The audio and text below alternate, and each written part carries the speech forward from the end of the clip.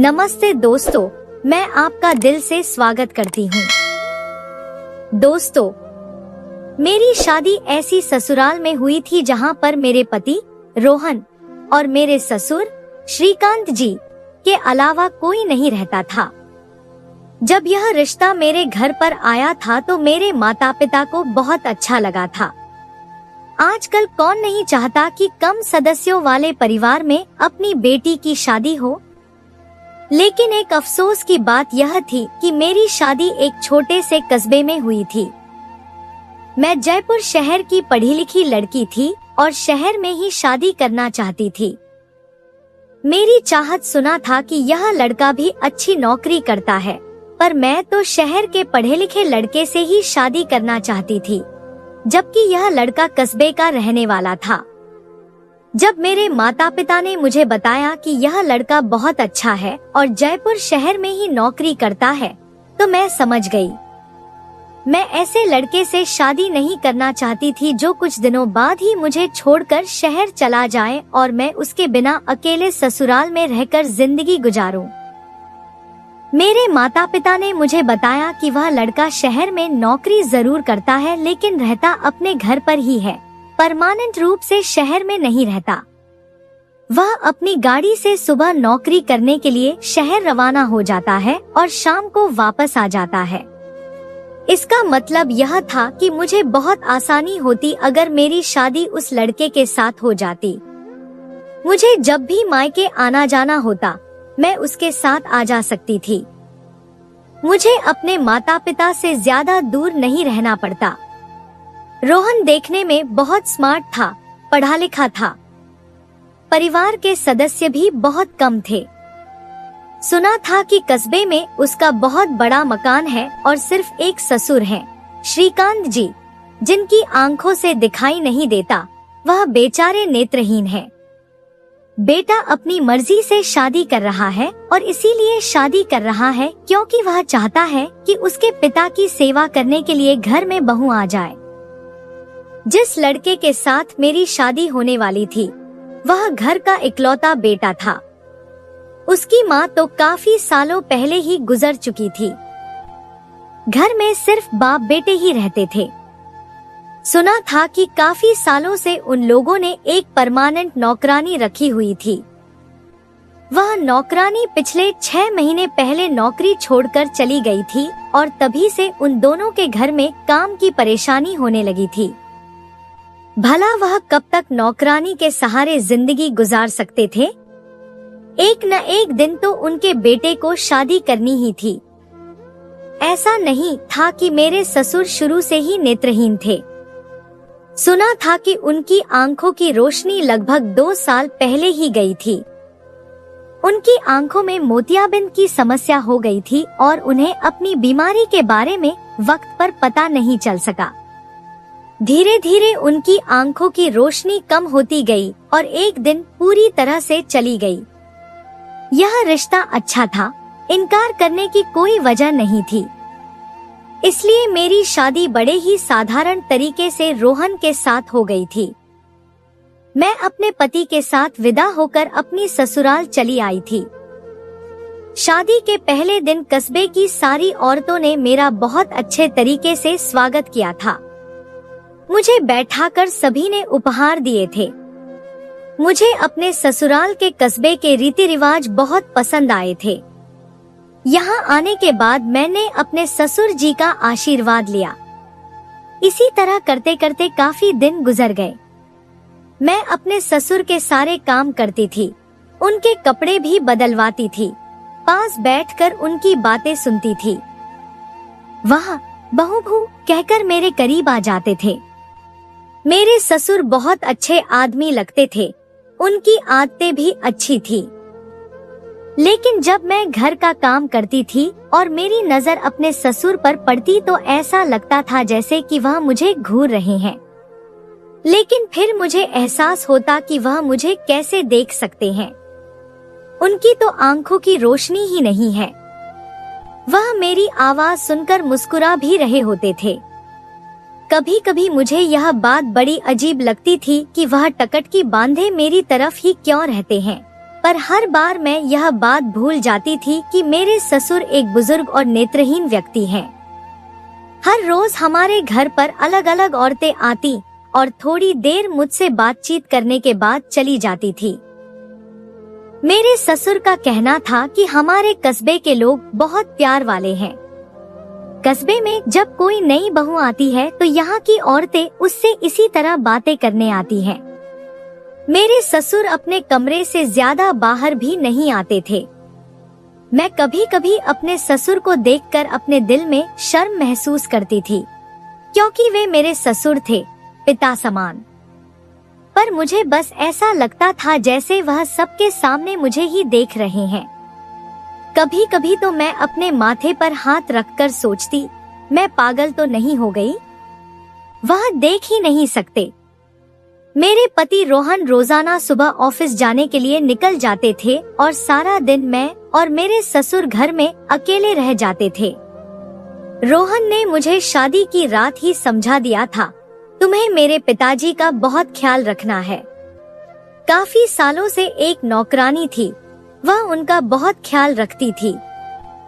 जब से उनकी आंखों की रोशनी गई है, वह घर पर ही रहते हैं। पिछले 6 महीने से बहुत परेशानी हो रही थी। पड़ोस वाली चाची आकर खाना बना जाया करती थी, लेकिन हम कब तक किसी की मदद लेते। शादी की पहली रात मेरे पति ने मेरी बहुत तारीफ की थी और मैं बहुत खुश हुई थी। मैंने उन्हें भरोसा दिलाया था, मैं आपके पिताजी की हमेशा सेवा करूंगी, उन्हें कभी किसी चीज की कमी नहीं होने दूंगी।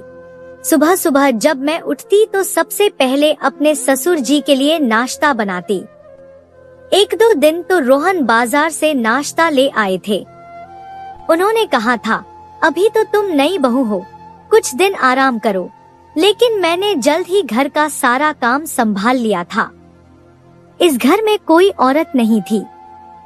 मेरे ससुर जी भी कहते थे, बहू 1-2 दिन बाजार से खाना आ जाएगा। लेकिन मैंने कहा, नहीं पिताजी, मैं उस तरह की नहीं हूँ। मैं अपनी जिम्मेदारी निभाना चाहती हूँ। मेरी बात सुनकर वे और रोहन बहुत खुश हुए थे। रोहन ने कहा था, तुम खूबसूरत होने के साथ साथ बहुत समझदार भी हो। एक सुबह मैंने नाश्ता लगाया। मेरे ससुर जी सामने बैठे थे। मैंने उन्हें अपने हाथों से नाश्ता परोसा। रोहन धीरे से मुझे देखकर मुस्कुराए और बोले, अगली बार से यह जिम्मेदारी तुम्हारी। मैंने खुश होकर कहा, जी क्यों नहीं। उस वक्त भी मुझे लगा जैसे मेरे ससुर मुझे देख रहे हैं। नाश्ता खत्म होते ही रोहन मेरे बगल की कुर्सी पर आकर बैठ गए और मेरे चेहरे को सहलाने लगे। मुझे डर था कि कहीं ससुर जी देख न लें, लेकिन रोहन ने इशारे से कहा कि वह देख नहीं सकते। रोहन के जाने के बाद जब मैं घर का काम करती तो अक्सर दुपट्टा नहीं ओढ़ती थी। मैं सोचती, घर में कोई है भी तो नहीं। ससुर जी हैं और उन्हें दिखाई तो है नहीं, इसलिए मैं किसी भी हालत में काम करती रहती और उनके सामने भी चली जाती। मेरे ससुर इतने अच्छे थे कि कभी कभी मुझे अफसोस होता कि इतने अच्छे इंसान की आंखों की रोशनी क्यों चली गई। वह अपनी बहू को भी नहीं देख सके। एक बार रोहन ने मुझे बताया था, मैंने पिताजी का इलाज करवाने की बहुत कोशिश की, लेकिन वह बहुत जिद्दी है। उन्होंने वक्त रहते मुझे बताया ही नहीं। कहते हैं, बेटा मैंने जिंदगी देख ली, अब तुम अपनी जिंदगी जियो। मैंने अपने ससुर के पुराने फोटो देखे थे, जिनमें उनकी आंखों की रोशनी थी और मेरी सास जीवित थी। मेरी सास बहुत सुंदर औरत थी और मेरे ससुर जवानी में बहुत सुंदर लगते थे। दरअसल मेरी सास मेरे ससुर से काफी छोटी उम्र की थी। अब भी अगर वह अच्छे से तैयार होते तो उम्र कम ही लगती। शायद परेशानी की वजह से उनके चेहरे पर उम्र का असर दिखने लगा था। एक दिन मेरे ससुर जी बोले, देखो बहू, मेरे भाग्य में यही लिखा था कि मैं अपनी बहू को आंखों से देख न सकूं। मैंने कहा, कोई बात नहीं पिताजी, आप इस तरह से भी आशीर्वाद दे सकते हैं। शादी के कुछ दिन तो ऐसे ही गुजरे, लेकिन होश तब उड़े जब रोहन को कुछ दिनों के लिए ऑफिस के काम से शहर में ही रुकना पड़ गया। मैंने कहा भी था, आप मुझे इन दिनों मायके छोड़ दो, लेकिन रोहन ने कहा, नहीं, यहाँ पिताजी अकेले हैं, उनकी सेवा कौन करेगा। रोहन जाते हुए बोले, तुम्हें पिताजी का बहुत ख्याल रखना है, उन्हें अपने हाथों से खाना खिलाना और कपड़े भी बदलवाना। खाने की बात तक तो ठीक थी, लेकिन कपड़े बदलवाने की बात सुनकर मेरा दिमाग चकरा गया। मैंने कहा, यह बात ठीक नहीं लग रही, मैं कैसे उनके कपड़े बदल सकती हूँ। रोहन ने कहा, तुम्हें पता है, पिताजी को दिखाई नहीं देता। मान लो तुम्हारे पिता के साथ ऐसा होता और तुम ही होती, तो क्या करती। मैंने कहा, आप ऐसी बातें मत कहिए। रोहन बोले, इसलिए कह रहा हूँ, तुम मेरे पिताजी के सारे काम किया करो। मैं परेशान हो गई थी, सोच रही थी क्या करूँ। वे मेरे ससुर हैं, पिता समान। कोई छोटा बच्चा होता तो बात अलग थी। इस बारे में सोचकर ही मुझे शर्म आ रही थी। रोहन के जाने के बाद मेरे ससुर जी ने आवाज लगाई, बहू बहू। मैं भागकर उनके कमरे में गई। वह धोती और बनियान में खड़े थे। उन्होंने पूछा, क्या रोहन जा चुका है। मैंने कहा, हाँ, अभी आधा घंटा पहले निकले हैं। वह बोले, अच्छा, तुम मेरी शर्ट उठा दो, समझ नहीं आ रही कहाँ है। उनकी शर्ट बिस्तर के किनारे लटकी हुई थी। मैंने उठा कर दी। वह पहनने लगे, लेकिन बटन उल्टे सीधे लगा रहे थे। मजबूरन मुझे आगे बढ़ना पड़ा। मैंने कहा, आप छोड़ दीजिए, मैं लगा देती हूँ। जैसे ही मैंने बटन लगाने शुरू किए, अचानक उनका हाथ मेरी कमर पर लग गया। मैं कुछ नहीं बोल सकी, क्योंकि शायद उन्हें पता ही नहीं चला। जैसे ही उन्हें एहसास हुआ, उन्होंने फौरन हाथ हटा लिया। मैंने शर्ट ठीक कर दी। फिर उन्होंने कहा, बहू, बाल भी बना दो। मैंने कंघी करके उनके बाल बना दिए। तभी उन्होंने कहा, बहू, जरा मुझे अपना हाथ तो दो। मैंने डरते डरते हाथ बढ़ा दिया। उन्होंने मेरे दोनों हाथ अपने हाथों में ले लिए और बोले, तुम्हारा बहुत बहुत शुक्रिया, तुमने हमारे घर को बहुत अच्छे से संभाला है। मैं तुम्हें देख तो नहीं सकता, लेकिन महसूस तो कर सकता हूँ। अगर मेरी बेटी होती तो शायद वह भी तुम्हारी तरह सेवा न करती। जब सीमा, मेरी सास, का निधन हुआ तो बहुत अफसोस हुआ। वह हमारा बहुत ख्याल रखती थी। अब तुमने यह जिम्मेदारी संभाली है। वह बड़े अफसोस से बोल रहे थे। मैंने कहा, आप किसी पर बोझ नहीं है पिताजी, मैं आपकी बेटी ही हूँ। मेरी बात सुनकर वह मुस्कुराए, लेकिन अभी भी मेरा हाथ पकड़े हुए थे। मैंने कहा, पिताजी, मुझे किचन में जाना है। उन्होंने हाथ छोड़ दिया और मैं फौरन किचन में आ गई। जैसे जैसे वक्त गुजरता गया, मेरे ससुर की हरकतें अजीब होने लगी। रोहन लगभग 1 महीने के लिए गए हुए थे। अब वह मुझे आवाज लगाकर कहते, मुझे शर्ट पहना दो, सर में मालिश कर दो, पैर दबा दो।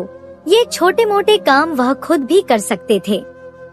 शादी से पहले मुझे लगता था कि कम सदस्यों वाले घर में काम कम होगा, लेकिन अब तो मैं सारा दिन अपने ससुर जी के कामों में ही उलझी रहती थी। एक दिन मैं आराम करने अपने कमरे में गई ही थी कि उनकी आवाज आई, बहू बहू।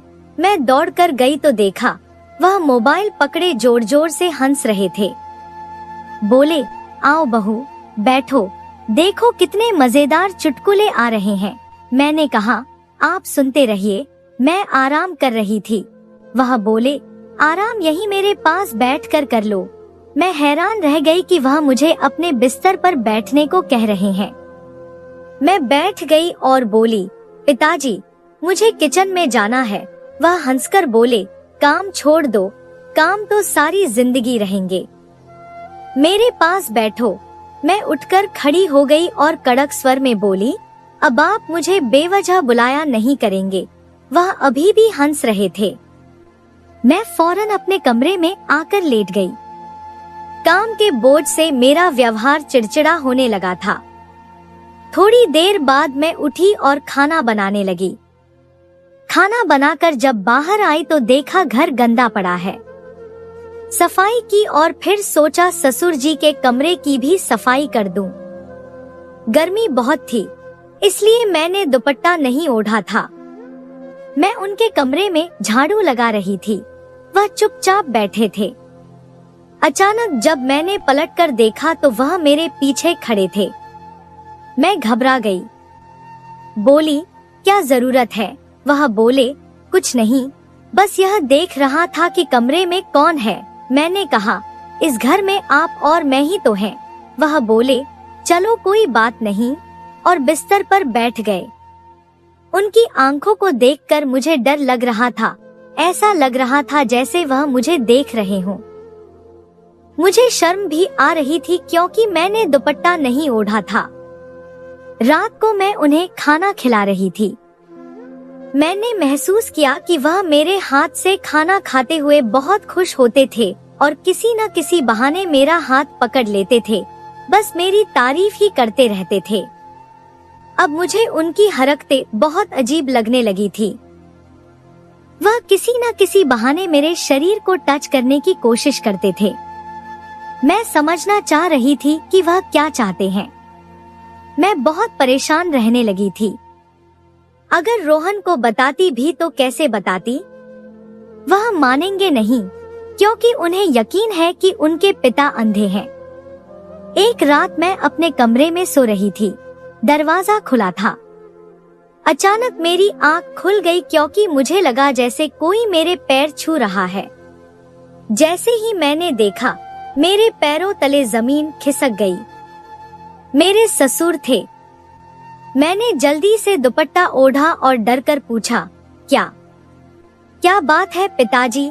उन्होंने मेरा हाथ पकड़ लिया और बोले, मैं कोई अंधा नहीं हूँ हंसिका, मैं सब कुछ देख सकता हूँ। यह सुनकर मैं सन्न रह गई। उनके चेहरे पर एक शातिर मुस्कान थी। मैंने कहा, आप ये क्या कह रहे हैं? वह बोले, सच कह रहा हूँ। इतना कहकर उन्होंने मुझे जोर से पकड़ लिया। मैं छुड़ाने की कोशिश करने लगी, चिल्लाना चाहती थी, लेकिन उन्होंने मेरे मुंह पर हाथ रख दिया। और फिर वह हुआ जो नहीं होना चाहिए था। जब उन्होंने मुझे छोड़ा तो मैं बिल्कुल टूट चुकी थी। मैंने रोते हुए कहा, आपने मेरे साथ यह क्यों किया? मैं रोहन को सब बता दूंगी। वह दबी आवाज में हंसे और बोले, बता दोगी? मेरा बेटा तुम्हारी एक बात भी नहीं मानेगा। उसे पता है कि मैं अंधा हूँ। अगर तुमने मुझ पर ऐसा आरोप लगाया तो वह तुम्हें ही इस घर से निकाल देगा। मैं डर गई। वह सही कह रहे थे। रोहन मुझ पर भरोसा नहीं करेंगे। मैं जमीन पर बैठकर फूट फूट कर रोने लगी। वह बोले, मेरी नजर तुम पर पहले दिन से ही थी। तुम बहुत खूबसूरत हो। मैंने यह सब एक प्लान के तहत किया। जब रोहन शहर गया था तो उसने मुझ पर ध्यान देना कम कर दिया था। मैंने अंधे होने का नाटक किया ताकि उसका ध्यान मेरी तरफ आकर्षित हो। फिर उसने शादी की और तुम आ गई। मैं इसी मौके की तलाश में था जब वह लंबे समय के लिए घर से जाए। मैं लाचार और बेबस होकर यह सब सुन रही थी, लेकिन शायद मेरी किस्मत ने साथ दिया। जब मेरे ससुर ने मुझे अपनी कहानी सुनानी शुरू की थी, तभी रोहन दरवाजे पर खड़े होकर सब कुछ सुन रहे थे। दरअसल 26 दिसंबर को मेरा जन्मदिन था। रोहन मुझे सरप्राइज देना चाहते थे, इसलिए 25 की रात को ही वह घर आने के लिए निकल पड़े थे।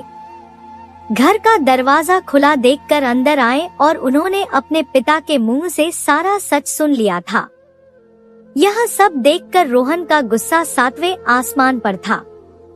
उन्होंने अपने पिता को खूब डांटा और उनसे सारे रिश्ते तोड़ दिए। फिर वह मुझे सांत्वना देते हुए बोले, मुझे माफ करना हंसिका, मैं तुम्हें इस नर्क से दूर ले जा रहा हूँ। उन्होंने मुझसे अपने पिता की तरफ से बहुत माफी मांगी। अब मैं अपने पति रोहन के साथ जयपुर शहर में रहती हूँ। रोहन ने अपने पिता से सारे संबंध खत्म कर लिए हैं और हम एक सुखी जीवन जी रहे हैं। तो दोस्तों, यह थी हमारी आज की कहानी। आपको सुनकर कैसी लगी हमें कमेंट करके जरूर बताएं और हमारी वीडियो को ज्यादा से ज्यादा अपने दोस्तों में शेयर करें और हमारे चैनल को भी सब्सक्राइब कर लें ताकि आने वाली वीडियो का नोटिफिकेशन आप तक तुरंत पहुंचे। मैं मिलती हूं आपसे अगली वीडियो में, तब तक के लिए धन्यवाद।